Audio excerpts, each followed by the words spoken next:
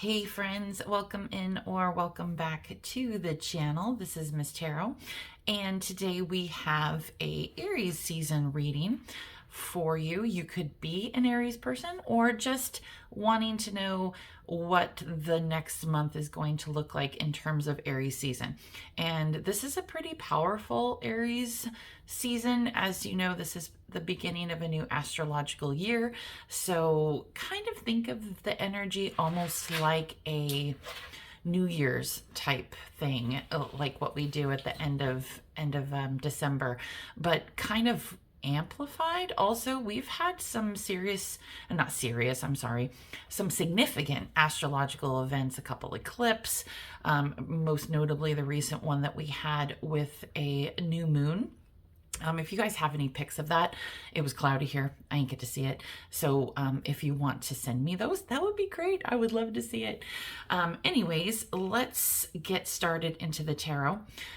This is going to be a timeless reading, but it is basically for Aries season or Aries folks in general.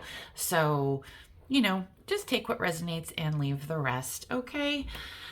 We are going to use the Wisdom of the Oracle and for kind of overall energies, and then we will use the Antique Anatomy Tarot for a little bit clarification and guidance, okay? So we have Yin with the number 2. We have Imagine with the number 20. We have Community, number 8. And we have Co-Create with 40. Okay, so we got a couple 2s here. 2s are kind of, you could also say that it's kind of relationship related and that sort of thing, but think of it more along the lines of like taking the next step. This particular card, the Yin, has a lot to do with feminine energy. It's the principle of kind of letting somebody else make the first move, taking a step back, or being really in tune with like your intuition and taking in those clues. It's kind of the art of drawing information out of your subconscious that might not be at the forefront. When this message kind of appears, it could be that you are being encouraged to kind of be in the more observant seat right now instead of the driving motivator. It's, like I said, letting somebody else take the lead, because I believe with this particular card, your power is more feminine in terms of yielding the reins, and therefore, relying a little bit more on your intuition and your own feminine guide of being softer, more gentler, just allowing things to happen naturally, unfold naturally, and then being more receptive to going with the flow type energy. Okay. And then we have Imagine with the letter with the number 20, and the number 20 reduces to a 2, so it's kind of funny that we have 2 2s here. 20 and Imagine has a lot to do with turning things into manifestation. So, visualization, the power of aligning your creativity with your manifestations, essentially. Okay, it's kind of like, think of it in terms of who do you want to be. What are you trying to manifest in this time? Kind of, what is it? Look into your subconscious and really kind of figure out what it is you really desire. Now with the Community, that one is pretty self-explanatory, but if you want to get a little bit more into it, it would be, and we'll get more clarification, of course, but it's kind of has to do with a lot of belonging, being seen and understood by others, sense of family, friendship, knowing your place in the world and within your own groups. It's that greater sense of belonging, essentially.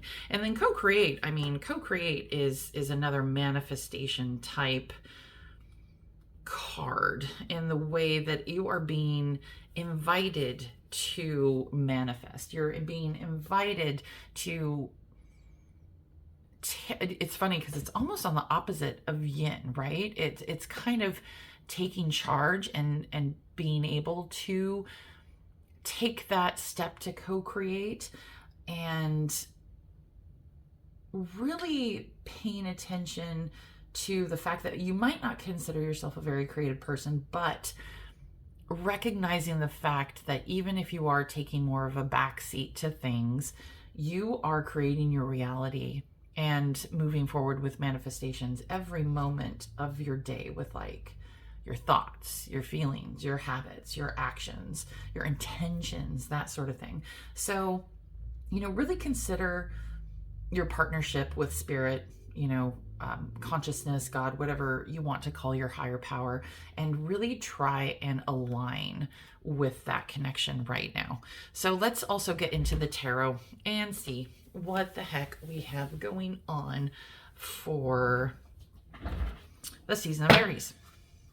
And forgive me, I didn't shuffle these, I don't think. Maybe I did. Not quite sure. Oh, the candle went out. Oh, I hate that.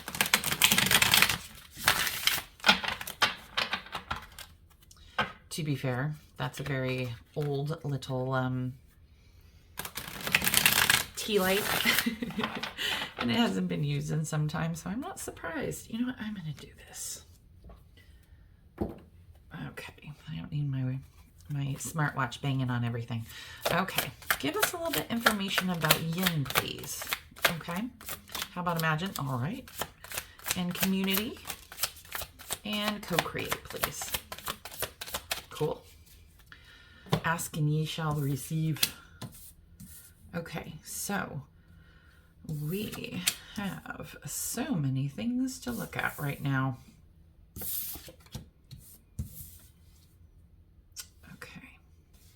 Perfect. Well, with the yin card, we are looking at the Nine of Cups, which is lovely.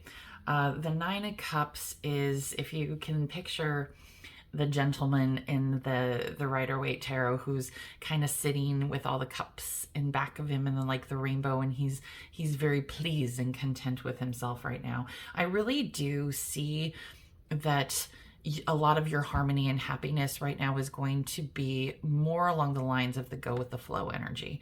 Okay, so whatever's going on with your life right now, and if it feels a little bit of chaotic energy or something that you're not kind of sure about how to move forward this month, you're just going to have to kind of let the universe, consciousness, spirit, whatever you want to call it, just kind of guide you.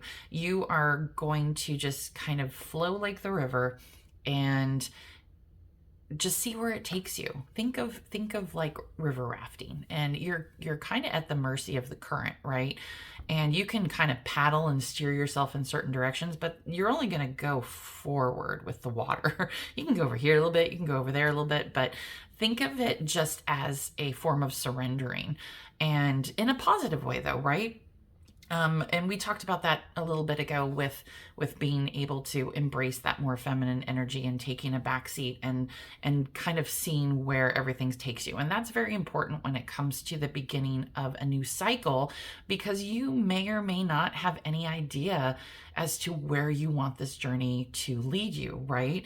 You're kind of here with the Imagine card, and it's like you haven't taken that idea and formed it into a conscious thought yet, okay? Or maybe you have a basic idea, but you haven't really grounded your idea into a manifestation. And that's kind of where this comes in. And with the Judgment card, I really think that with the Judgment card here, it's like you will be awakening to whatever is going to come out of this river journey, right? So you have the ability to co-create with this. So really kind of, I don't want to say sit down, but you know what I mean? Like sit down and really think. Even I just got the thought, like put pen to paper and start scribbling some thoughts, scribbling words, whatever the thing comes to your mind, and just kind of see what flows out. You might get a little glimpse of something that you really want to take hold of and run forward with. Okay. There is going to be some sort of significant kind of just aha moment when it comes to your figuring out your manifestations. But in order to let that come, you are going to have to kind of stop trying, right? Because some of the best things that happen to us happen when we're not trying to force the issue, when we just say, okay, you know what, I'm just going to let it go, and then poof, it happens. So I think that's kind of the messaging that we have here. Now, in terms of community, you may be feeling like you don't have a sense of purpose or belonging in terms of where you're lying in a particular community that you want to be involved in right now. I'm thinking of a work culture environment, or even just if you are trying to put yourself out there with whatever manifestation it is. I mean, I'll think of something really basic. Let's say like you want to start taking a pottery class, and you're a brand new person when it comes to taking this type of thing, but you've always wanted to try it and you want to express your creativity. So bam, you're going to take a pottery class, and the first thing you do when walking in class is like seeing all these people, right? And you're just like, oh, am I alone? Who are all these people? I bet they're better than me. I'm very nervous. That's a natural feeling, right? But this sense of community that is coming into whatever you are putting your mind to in terms of this manifestation is really here to tell you that you are not alone. The only thing that is keeping you back from really realizing your co-creation is that there is support. You are not alone in this world. There's a million people in that little pottery class who are there just like you, who are going on the same journey. So take that as just kind of an example, a really basic example, and apply it to whatever is going on in your life right now that may be something that you want to take charge of and move forward with. Okay. So yes, the only thing that's kind of keeping you from being comfortable in this community and finding your place is realizing that everybody out there is in the same kind of, well, not everybody, but most people are out there in the same boat as you, and you're not alone. You just need to kind of find your tribe when it comes to this. And if it's like a work culture environment and that sort of thing, like, you just put yourself out there and really see what bounces back. You have to kind of realize sometimes, some people have to realize that, I tell my youngest this all the time is, not everybody is going to like you. You're just going to have to put yourself out there and see what bounces back, because there's going to be a few people out there who are just think you're the awesomest. And then, the ones who don't reciprocate that kind of feeling, just let them go to the wayside. It's really kind of sifting who you're meant to be around from the huge amount of people and options there are. You're going to get a few gold nuggets out of that little barrel of sand. You know what I mean? Another analogy. Okay, so when it comes to co-create, we are looking at the 5 of Cups. And the 5 of Cups here, I really kind of think, it's definitely one of those things that may feel a little bit negative, and it's not. 5 of Cups is, how do I want to say this? This is kind of one of those beautiful learning lessons that you can kind of come along with when it comes to, experiencing like you're not going to ever be happy again, and how you choose to manifest your happiness in terms of co-creation is really going to, I think the card is warning you that your thoughts and feelings will reflect reality, because that's kind of what we were talking about in the beginning with co-creation, right? There's this beautiful quote by Bruce Lee, the little martial arts guy who passed away a long time ago, where he says, your thoughts and how you talk to yourself create your reality. That's why they call it spelling. Get it? Like putting a spell on yourself type of thing. I don't know. It's very simple, but it's always stuck with me in that way.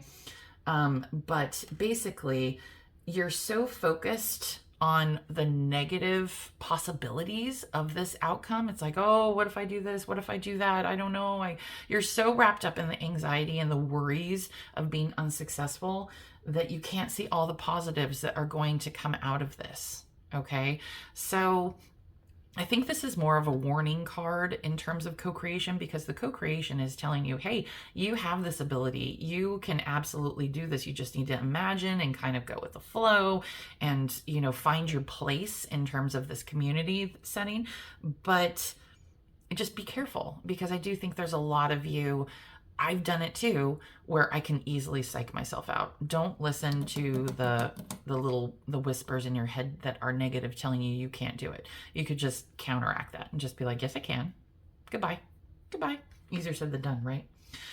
Well, let's get a little bit more clarification as to, we kind of know what's happening, but let's get some advice. Okay. Let's see here. I'll take 4, maybe 3. Let's do 3. We're just getting all the cups in the world today. Chariot. Oh, beautiful. Okay, that was 3. Thank you. Okay, so we have, cool, the 10 of Swords. I actually think that that's going to have to go over here. That makes more sense to me right now. And then we have, oops, it's upside down. I apologize.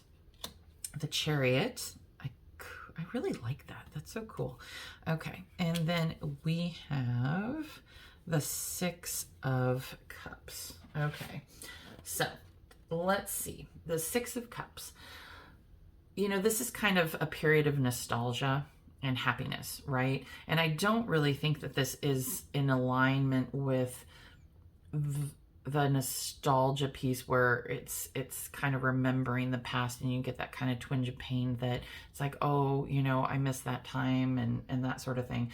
It has to do more with keeping you moving forward. It's kind of advice to not get stuck in the past. And it's funny that it pops out with, the card where it's pretty much telling you to ignore the negative whispers and the encouragement that you can co-create, right? So, it's kind of like yearning for happier times, but there's nothing that's keeping you from creating those happy times. You can't magically transform yourself back into that time frame, but you can endeavor to recreate it. What was happening during that happy time of your life that you can recreate? Is it being more carefree? Is it taking better care of yourself? Is it focusing on something that of what you love? Spending time with family. It could be lots of different things. Definitely try to endeavor to create that magic again, okay? And all of this is going to come about once you kind of figure out this month where your interests and your manifestations and opportunities lie in terms of moving forward into this happiness, right? Now, with the Chariot, I do kind of think that there's a kind of a dual meaning here with that. The Chariot can kind of talk about, moving forward at kind of like a great speed, but it can also talk about kind of being pulled in 2 different ways. And this is kind of a time, what I think it's saying is that you can kind of move mountains with your willpower and determination. You're being given an opportunity right now that is going to ride you straight into victory, but you do have to make sure you have that path set out first, right? Everything is going to move at kind of a warp speed, and it's going to feel like the horses are pulling your chariot, like I said, heading in different directions. One of your biggest strengths is the ability to kind of grab onto those reins and make sure that those opposing forces, yin and yang, work in harmony to head in the right direction, right? So overall, this chariot is a very positive element when it comes to starting a new project or even, like a physical journey. It could be weight loss, could be anything, could be work. Whatever this particular journey is that you are going to manifest and imagine on your own.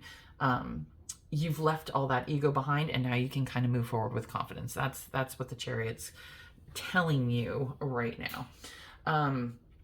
That's the advice anyway. Oh, don't you start over there. You don't hear anything. Don't even. All right. So, shish. So in terms of the 10 of Swords, okay, typically this is kind of the ultimate end of a cycle or situation. So it kind of a reminder that nobody comes out on top 100% of the time, but this card is a lot like the Death card. And in terms of this, I think the advice here is kind of succumb to your fears and your feelings of defeat and just kind of let it go.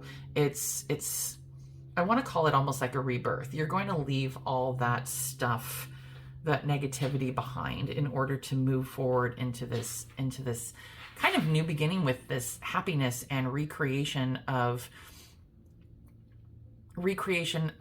feelings that you had long ago from whatever thing you are moving forward with, because you're just trying to recapture some form of happiness in your life, and this is the trajectory of how you're going to do it. You're just going to have to kind of sort and figure out what it is that you want to focus on in order to make that happen, right? So basically, but you can't start over if you're holding on to something else that doesn't fit into your new life. So you're just going to have to acknowledge, the pain that you might feel about leaving something behind, whether it's a way of living, a way of thinking, or anything, and just kind of just saying, I'm not going to do that anymore. I'm not going to do that to myself, and just get ready to let it go, because all that is the end of a cycle. And if it has to do with more of a person, because we do have a lot of cups, a decent amount of cups here, which kind of can be relationships and emotionality and things like that. If you're leaving something, if this has more to do with like a relationship or something like that, then, really pay attention. I went through this not 6 months ago. It takes some time to kind of grieve and begin that process of letting it go. But you do have to give yourself that time. But definitely take stock of what you have going well in your life and do your best to manifest more happiness of what happened prior to this event of ending, right? I don't know if I'm making sense right now, but you were happy before this cycle, right? So maybe it's time to teleport back to how you felt prior to this. What were you doing? What was your life like? What were your priorities? What were your focus? What made you happy? So I think that piece is maybe a little bit of the nostalgia and recognizing the past when it comes to what will make you happy in the future. Okay? And with that, I think we are going to call it good.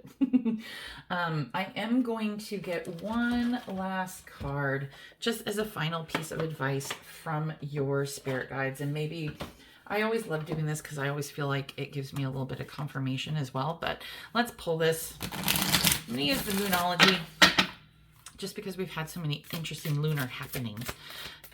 Okay, I was going to ask a question, but hey. Oh, you got two. Okay, see, this is great. This is more confirmation. Nothing is set in stone, okay?